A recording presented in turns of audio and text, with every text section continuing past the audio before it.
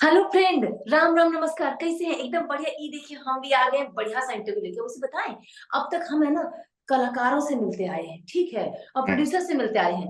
आज हम सोचे हैं कि पर्दे के पीछे क्या क्या होता है, कैसे होता है, किस तरह से तैयारी की जाती है, उसकी जानकारी ली जाए। तो हम सोचे कि चलिए बुला लेते हैं ऋषि शर्मा जी को, जो डायरेक्टर हैं। हाल ही में वो जो धर्म पत्नी है ना, वो शूटिंग वूटिंग खत्म हो गया है, अभी टेलीकास्ट आखिरी एपिसोड का बाकी है। तो सोचे कि चलो बुला लेते हैं, पूछ लेते हैं सारी टेक्निकल वाली चीजें। तो पहले तो स्वागत करेंगे ऋषि जी, सास और बेटिया में आपका।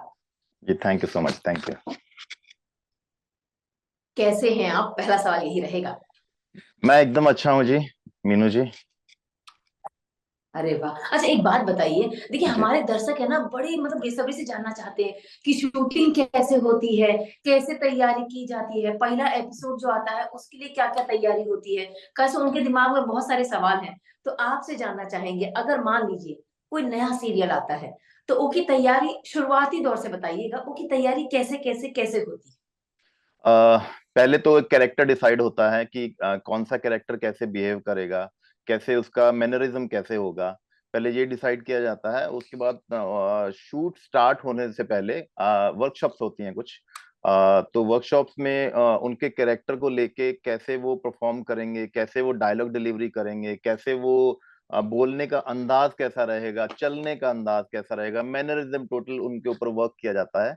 तो जब वो अपने कैरेक्टर को पकड़ लेते हैं तब शूटिंग की डेट डिसाइड की जाती है। और फिर जैसे टेलीकास्ट की डेट डिसाइड होती है तो उसके हिसाब से फिर शूटिंग प्लान होती है कि हम आज से शूटिंग कर रहे हैं।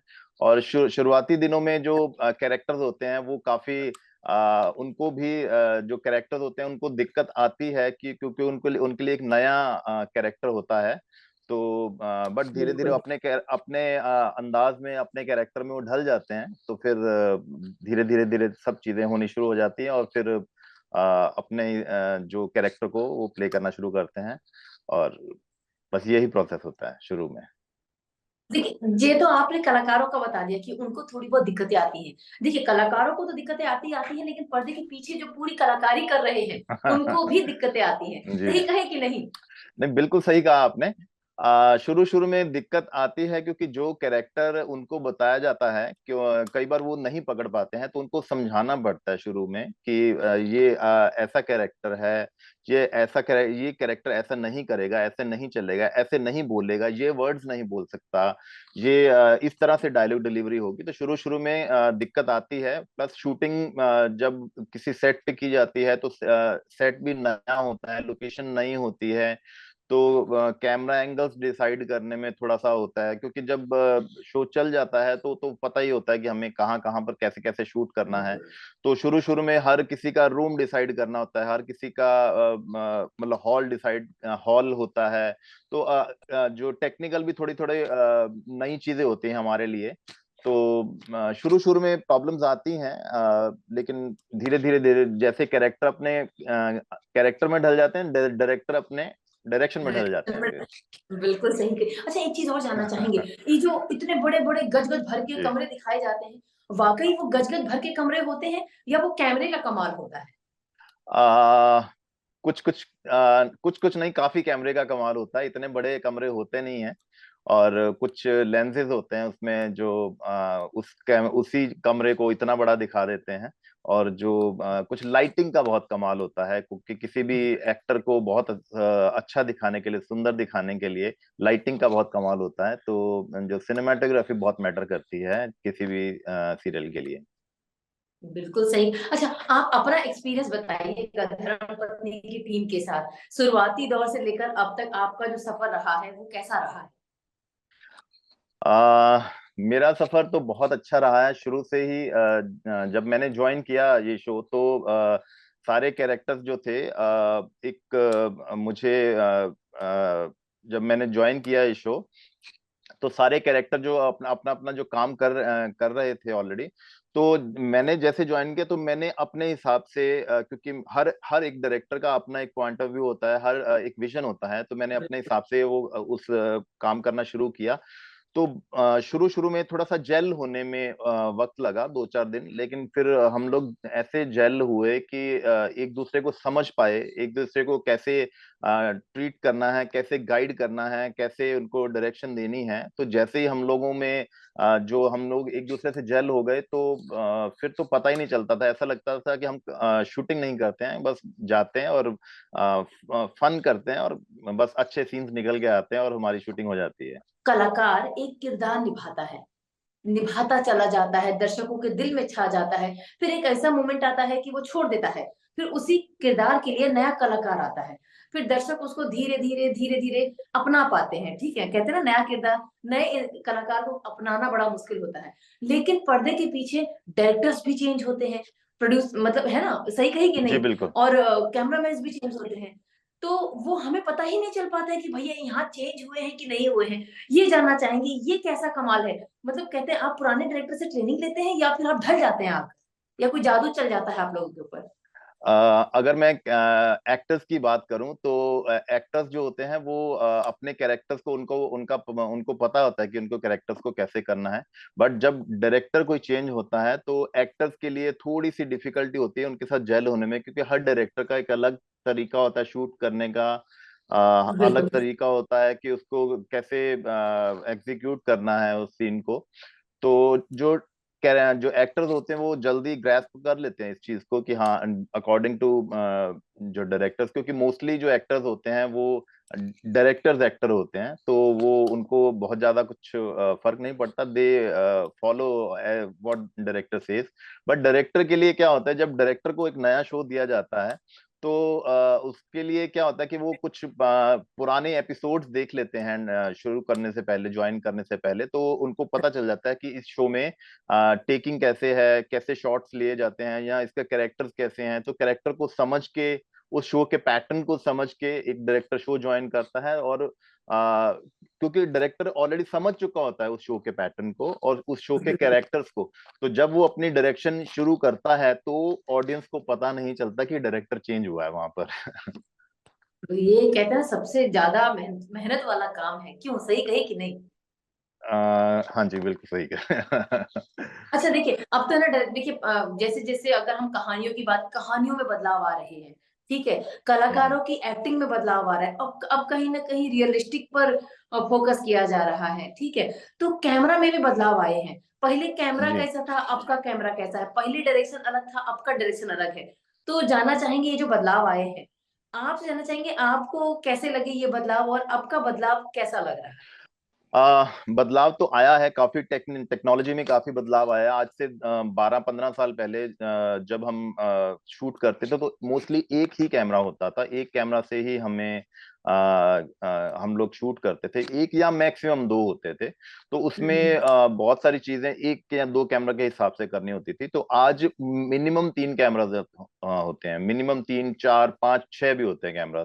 तो उसमें क्या होता है कि आपको बहुत सारी चीजें अलग अलग तरीके से करनी होती हैं। पहले एक कैमरा के हिसाब से, तो अभी 5 कैमरा है, 4 कैमरा है, तो आपको कैसे प्लेसमेंट करनी है, तो चीजें एग्जीक्यूट जल्दी हो जाती हैं। और जो, जैसे हमारी टेक्निकल लैंग्वेज में अगर बात की जाए, तो मास्टर्स के साथ ही जो बहुत सारे एक्टर्स के क्लोजअप्स भी शूट हो जाते हैं साथ में। सही बात। तो ये बहुत अच्छी चीज है, क्योंकि मास्टर्स में जो जो मास्टर हमारा शॉट होता है, उसमें जो एनर्जी होती है एक्टर्स में, और वो गिव एंड टेक होता है जो मास्टर में, वो उसके कारण जो एक्टर्स की परफॉर्मेंसेज होती है, वो क्लोजअप्स में बहुत अच्छी निकल के आती हैं, जो पहले ऐसा नहीं होता था।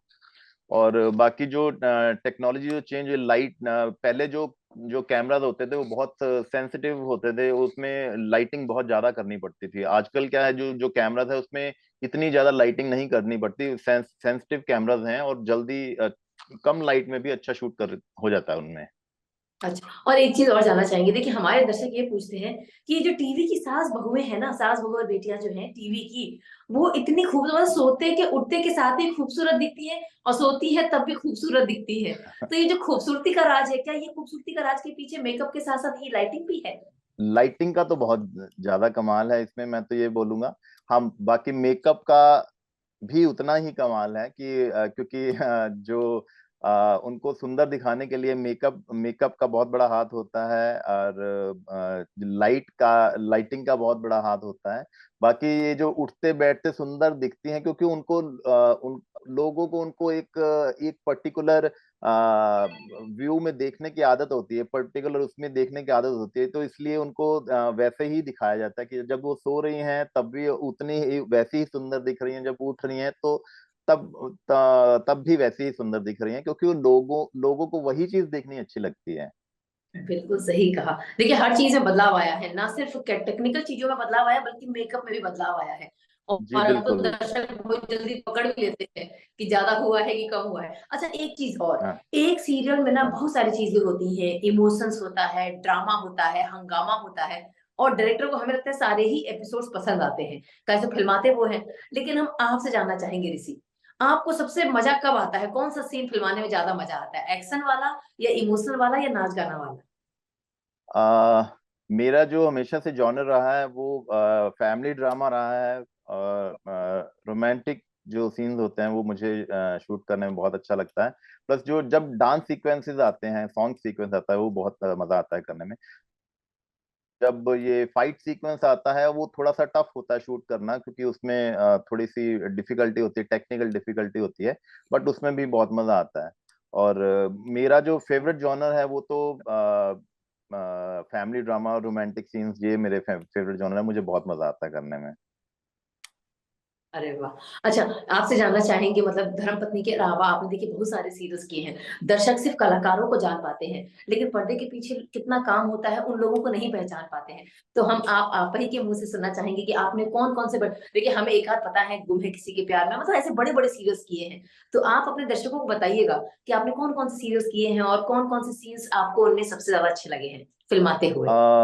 मैंने मेरा करीब 16 साल का एक्सपीरियंस है डायरेक्शन में। मैं 2007 में मैंने एज डायरेक्शन शुरू की थी, तो काफी बड़े हिट सीरियल्स किए हैं मैंने। जैसे शुरू में कहानी घर घर की, क्योंकि सास भी कोई बहू थी, कसौटी जिंदगी की, पवित्र रिश्ता मैंने किया, और वीरा करके एक स्टार प्लस पे सीरियल आता था वो मैंने किया, और उसके अलावा कामना था, सोनी का सीरियल, फिर गुम है किसी के प्यार में, धर्म पत्नी, तो मेरे मतलब बहुत काफी सीरियल्स किए हैं फैमिली मैंने। ड्रामा वाले ही और रहे हैं। सब फैमिली ड्रामाज है, मेरा जॉनरा ही फैमिली ड्रामा है। मैंने ये माइथो सीरियल नहीं किए, और ये हॉरर ये सब मैं मेरा जॉनर नहीं है करना, ये तो मैं हमेशा फैमिली सीरियल ही करता हूँ, फैमिली ड्रामा ही करता हूँ। तो बाकी जैसे होता ना कि एक फादर के लिए सब बच्चे एक समान होते हैं, तो मेरे लिए सब सीरियल ही मेरे लिए अच्छे रहे हैं, क्योंकि जब भी मैं सीरियल कोई भी सीरियल करता हूँ, अपना मैं 100% देने की कोशिश करता हूँ और देता हूँ। तो इसलिए मुझे कोई भी सीरियल अगर नाम ले तो मैं किसी पर्टिकुलर सीरियल का नाम नहीं लूंगा, लेकिन मुझे हर सीरियल करने में उतना ही मजा आया जो आज आ रहा है, 15 साल पहले भी उतना ही मजा आता था मुझे। अरे वाह! अच्छा एक चीज़ और आखिरी सवाल रहेगा। देखिए जितने भी कलाकार हैं ना उनका हर सबका एक ड्रीम होता है, एक ड्रीम रोल होता है कि हमें इस तरह का किरदार चाहिए, हमें अच्छा, उस अब तरह का किरदार चाहिए और सब। मैं मैं आपको एक बात हाँ जी। कहना चाहूंगा कि आप ये जो कैरेक्टर प्ले कर रही हैं, आज शायद अंगूरी भाभी का कैरेक्टर प्ले कर रही हैं।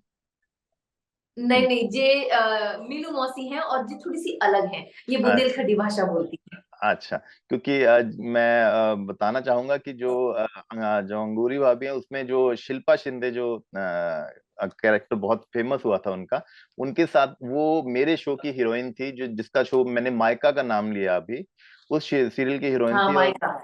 हाँ, तो वो सीरियल मैंने ही डायरेक्ट किया था, और वो मैंने उनके साथ बहुत काम किया है। Very she is very talented actress, और बहुत अच्छा मजा आया उनके साथ काम करके। Continue ji please. देखिए उनका डायलॉग तो यही है, सही पकड़े, तो ये जी जी। हमारा भी फेवरेट है, सही पकड़े कि नहीं पकड़े। अच्छा, जी जी आपसे एक सवाल था हमारा, देखिए जी। जितने कलाकार होते हैं सबका एक ड्रीम रोल होता है, सब चाहते हैं कि अलग हटके किरदार किया जाए। कोई रोमांटिक हीरो रहता है तो वो सोचता है कि हमें एक दिन विलन का रोल मिलना चाहिए, हमें एक दिन भूत बनना है, हमें एक दिन सुपर हीरो बनना है।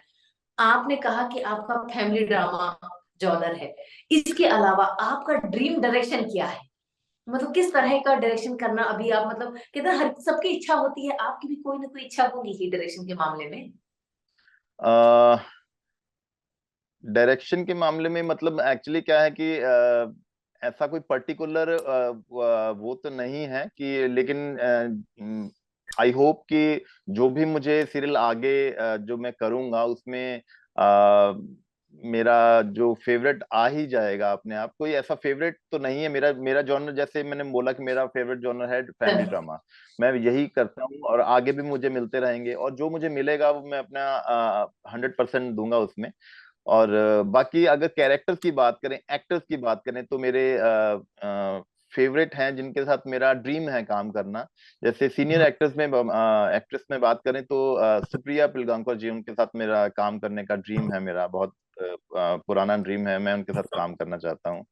और उनके साथ काम करने का ड्रीम है मेरा, जो अभी तक पूरा नहीं हुआ, बट आई होप कि बहुत जल्दी ड्रीम पूरा हो। देखिए, हम तो भगवान से दुआ करेंगे कि ये आपका सपना जल्द से जल्द पूरा हो और उस मामले में हम फिर से आपसे मुलाकात करें और फिर से करें ढेर सारी बातें। अभी हम फिलहाल आपसे विदाई लेना चाहेंगे। जी, थैंक यू। बहुत बहुत धन्यवाद आपका। फिर से मुलाकात करेंगे, अपना ख्याल रखिएगा। Bye bye, tata. और बाकी दर्शकों जी, से कहेंगे कि सास और बेटिया का यूट्यूब चैनल ना, उसको सब्सक्राइब कर दीजिए। कैसे मीनू मौसी तो रोज आती है, कल फिर आएंगी। बाय।